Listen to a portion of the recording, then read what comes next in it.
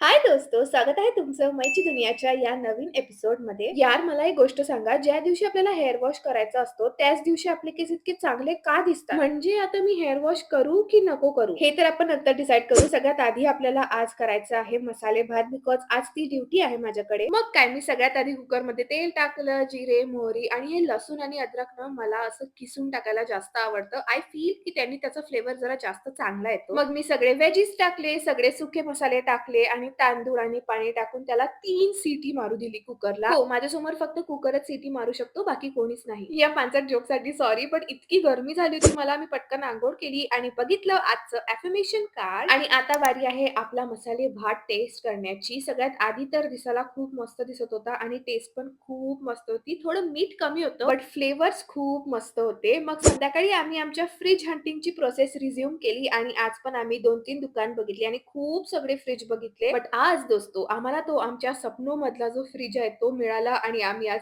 Fridge book करून आलो, ज्याची डिलिव्हरी उद्या मिळणार आहे. बट आज पण लेट झालं होतं म्हणून बाहेरच डिनर केलं आणि असा होता माझा आजचा दिवस. आता आपण भेटूया उद्याच्या ब्लॉगमध्ये. टिल देन बाय दोस्तो.